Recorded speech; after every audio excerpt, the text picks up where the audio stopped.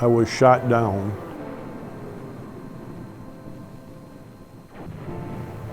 on June 6th of 1968.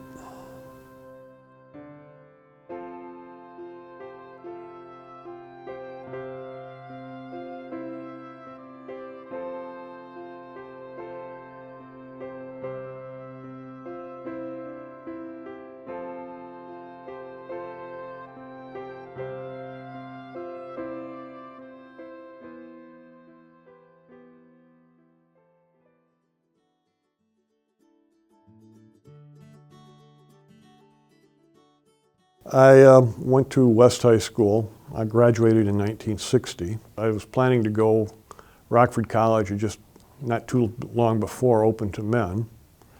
And I was planning to go there, and then about August I got a notification that because of the census expansion they got one more scholarship, and I was given a full tuition scholarship at the University of Illinois.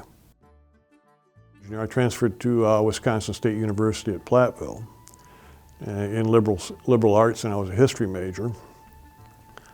And I graduated from there in 1965. No, I was enlisted. Marine Corps officer selection group came through. They were from, they operated out of Minneapolis, St. Paul, and they had that area. They came through and they offered, said if I took the test and passed, they would guarantee that I'd get flight training. So I took the test and passed. And I went to flight training. I went into a program called platoon leadership class. And you spent, ideally, if you started as a freshman or a sophomore, you'd spend 2 8-week tours in Quantico, Virginia for school. But since I enlisted late, or joined that late, I spent 10 weeks in 1965 from June to the first part of about September 1st in Quantico, Virginia, going through, and I graduated in '66. But I went back to school when I completed, then I was commissioned on graduation. And then they sent me to Pensacola for flight training, but you have to wait till their slots open, so I graduated in June. I had a date of commission in June. I had the same date of commission as all the graduates of the Naval Academy. I went to Pensacola in about August and go through ground school. Simply a matter of aligning the proper scales on the computer. Ground school gives you the basics of flight. You notice the fuel flow will increase when I go into afterburner about 3 to 4 times. There are a few weeks of academic training in flight systems. They include physical conditioning. This kind of exercise is a bit tough on the muscles and sinews at first. The obstacles seem much too high. But after a while, one's body gets rather used to a physical test, even welcomes it after many hours of mental work in the classroom. I went to Softly Field, which was the primary flight training, flying T-34s. Then you completed that, and I went to Whiting Field, flying T-28s, intermediate flight training, and basic and advanced instrument training. Oh, basic instrument training. Then I went back to Pensacola Field itself for advanced flight instrument training. Precise, measurable, all-important principles of flight. Beyond your own senses, the instrumentation becomes an environment of its own. You and they interact. When I completed that, I went to Whiting Field, Ellison Field, which no longer exists. Softly Field now is a federal prison. Ellison Field does not exist. Whiting was where I flew T-28s, and that still is being utilized. For helicopter training, where I flew TH-13s and H-34s. And then after that, I was sent to North Carolina to be trained in the H-46 helicopter and qualified as a copilot.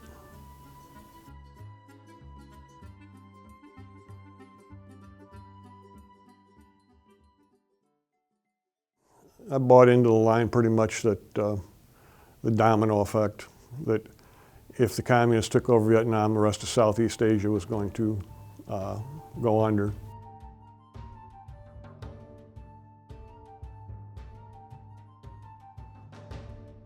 The war in Vietnam began after the Vietnamese forces, known as the Viet Minh, attacked the French. The French had long since established their colonial rule over this East Asia country, but under Ho Chi Minh, they favored a more communist government.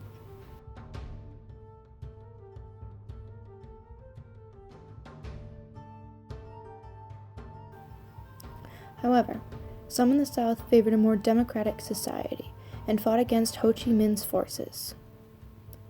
The Civil War escalated, and in late 1961, President John F. Kennedy sent in troops to help fight the North Vietnamese and their South Vietnamese counterparts, the Viet Cong. After months of study and debate, President John F. Kennedy decided to honor and uphold the commitments made to Vietnam by the Truman and Eisenhower administrations. In December 1961, Kennedy raised the number of American advisors in Vietnam from 1,000 to 1,500.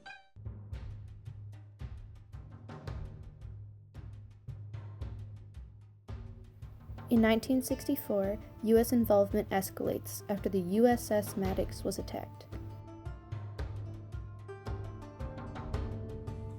It was believed to be an attack by the North Vietnamese, one that President Johnson took seriously. With the passing of the Gulf of Tonkin Resolution, Johnson is given complete authority regarding military actions. And in 1965, he authorized Operation Rolling Thunder, a bombing campaign aimed at eliminating the North Vietnamese support for the Viet Cong. That same year, troop numbers in Vietnam are raised to more than 60,000. In 1966, 8,000 troops were deployed to capture Saigon.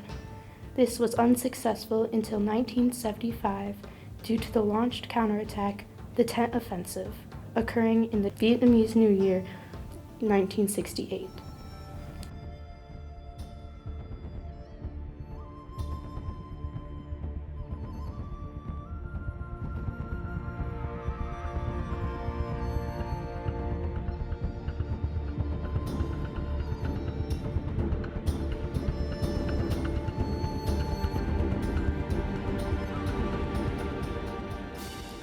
When Gary arrived in Vietnam in April of 1968, almost 4,000 American soldiers had already been lost that year.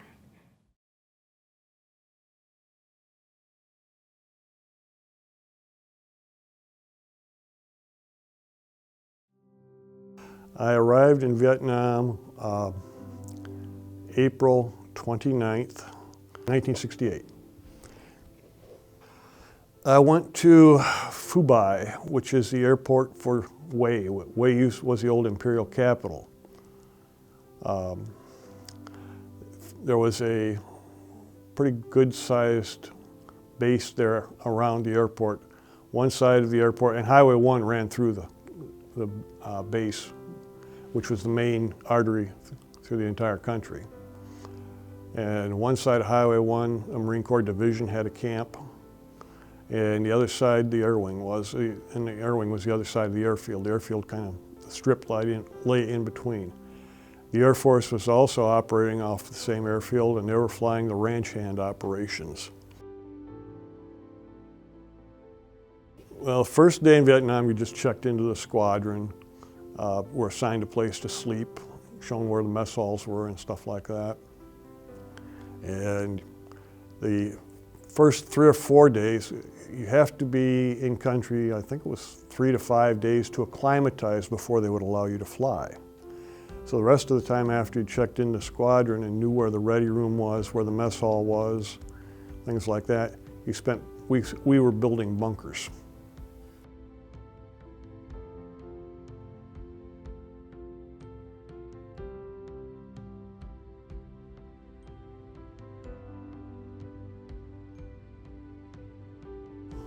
I was shot down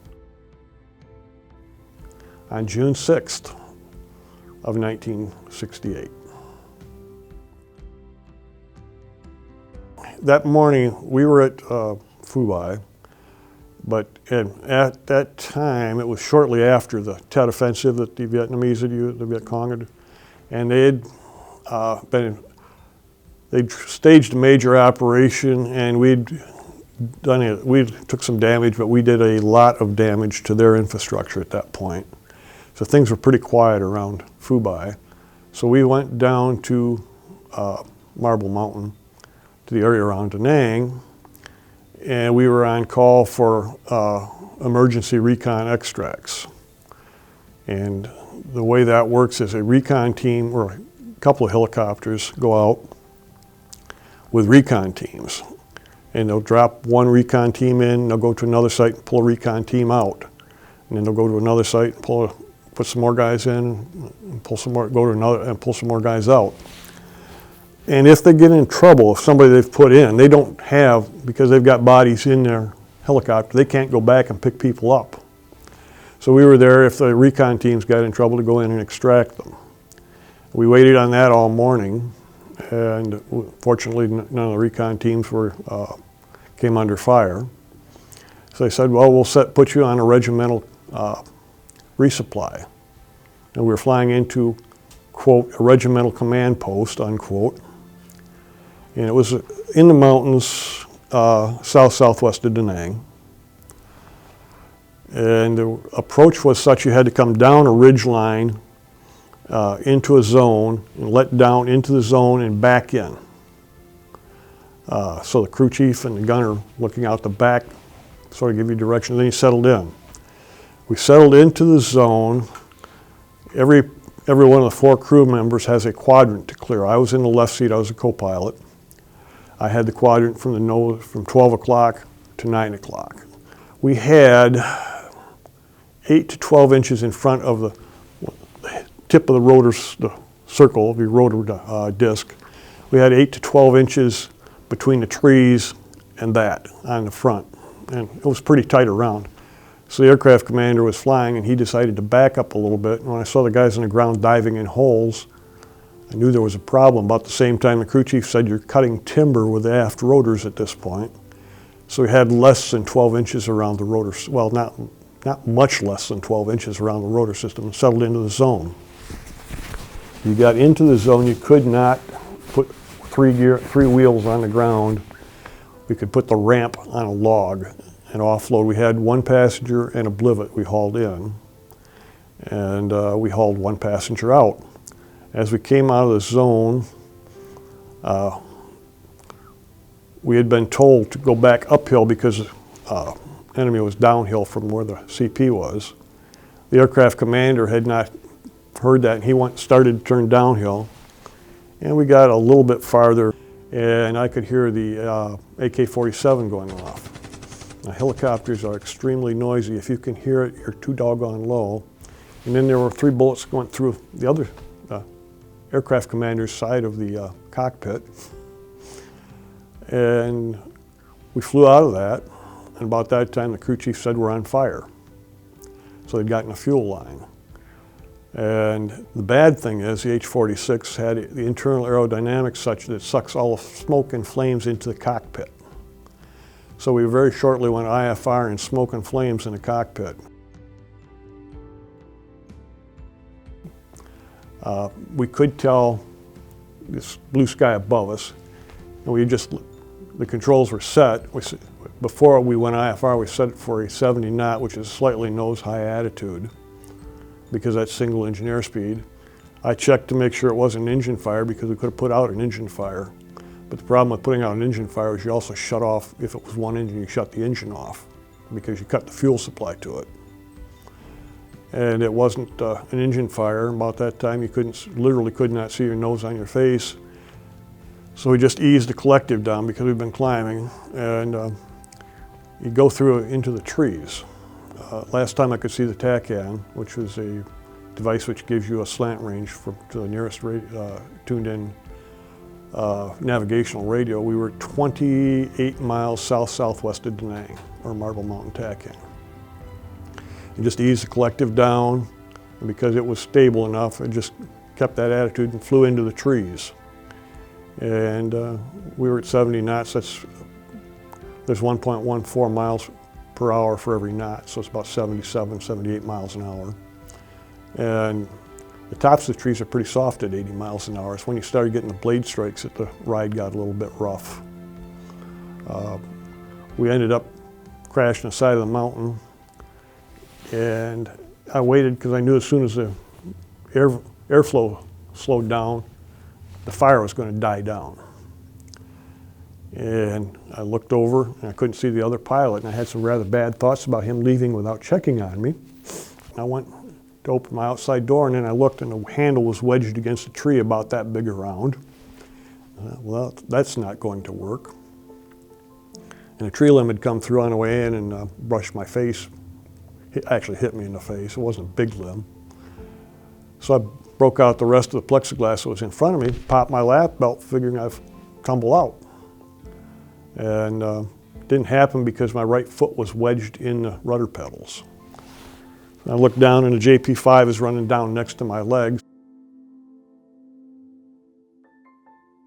So I didn't want to sit there and wait too long. I managed to get my left foot over and kick the foot free of the rudder pedals and fall out, tumble out. By this time, the crew chief and gunner were standing there in front of me. They had not had their flight gloves on. They had second-degree burns on their hands, just like that, and their faces. I had second-degree burns on my face and neck, and plexiglass in my right eye from my visor. When I tumbled out, I found out why the other pilot wasn't there, because his seat had gone out through my windscreen in front of me. And that's probably what broke my shoulder. I wasn't in much pain at the time. I was more worried about the automatic weapons going off all around us. His seat had gone out. He was still hanging by the cable, which held your seatbelt. Seatbelts have an inertial harness. If you don't lock them, you can lean forward in that. As we're going in, he asked me, he was still flying, I locked his. He saw me lock my harness. He asked me, I locked his. He went out through my window. I could not raise my right hand any higher than that at the time. So he asked me to get him out. I reached up, I could not undo his belt because it was under tension. There's it's a flip lever, it's actually a gunner's belt. It goes over your shoulders, and they buckle into a metal buckle, it slides through. So I thought, well, I got behind him and I'll push the seat around the nose. Perhaps I'll get enough slack in the cable I can pop him loose. When I leaned on it, that was just enough. Popped the cable right then, and he went tumbling down the hill a bit in the seat. I don't know if that broke his leg or if it had been broken before, but he had a broken leg. So of the four of us, I was moderately combat effective. I could use the crew chief and gunner could not use their handguns. The other pilot couldn't move. He could use his handgun. But you always went, we were a flight of 5. So wingman came in, dropped the hook. The other pilot told me to go up and get the hook. I went up, got the hook, and they just picked me up. And then they dropped the hook and they picked up the crew chief and the gunner.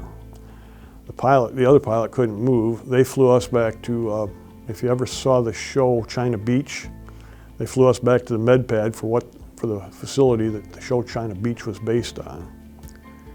And I walked into the ER that they had there.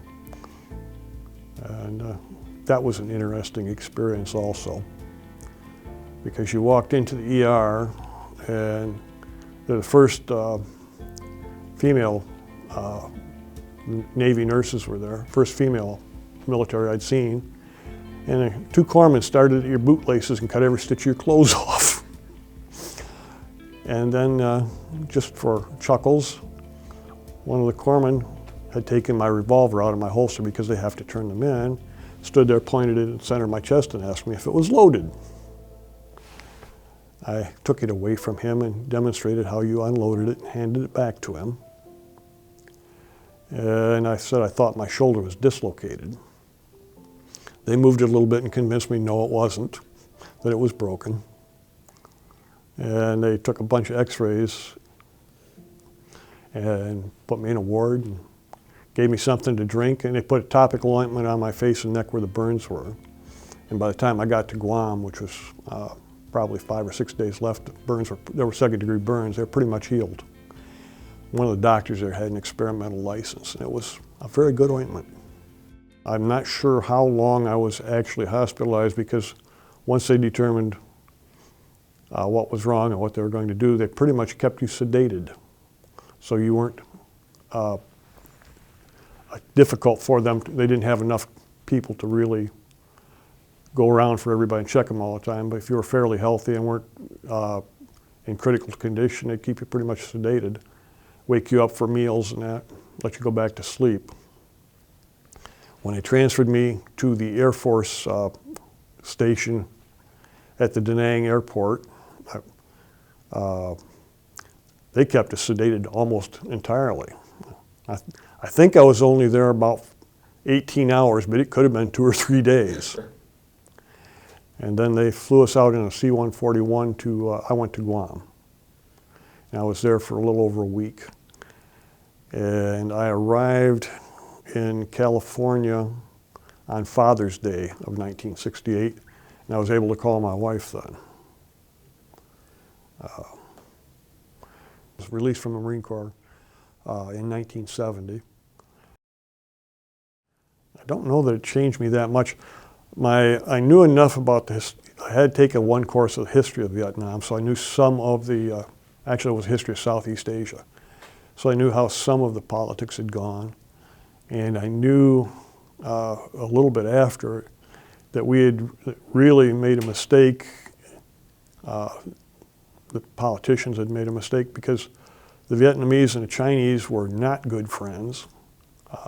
They may have gone communist, and that was not necessarily they would not have been a strong ally of the Chinese. In fact, they're at each other's throats right now. So we probably could have lived with that, and we would have been better off not propping up the Diem regime, and probably would have been better off letting them have true free elections, because Ho Chi Minh would have been elected in a landslide, and tried to establish diplomatic relations with them.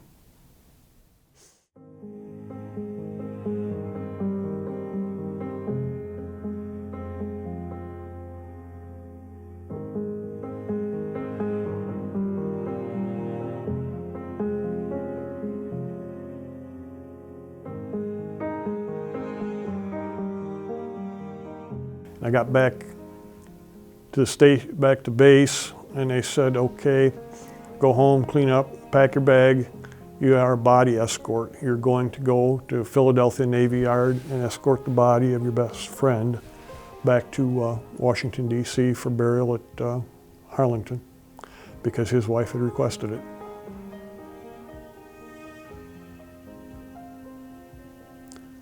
So that was a different experience there too. It wasn't dangerous, but it wasn't good duty.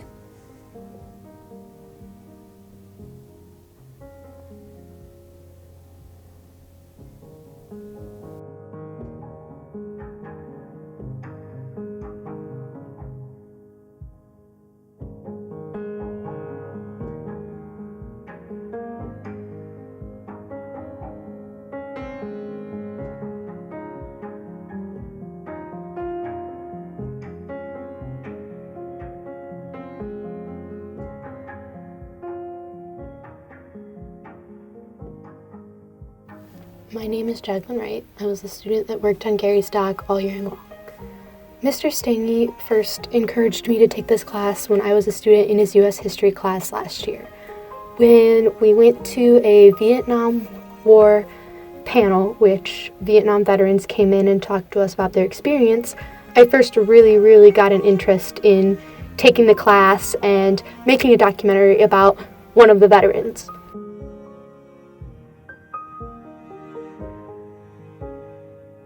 I came in over the summer and looked at the long list that Stange had and picked Gary's name off a long list, seeing Vietnam, helicopter pilot, Marine, and Purple Heart recipient.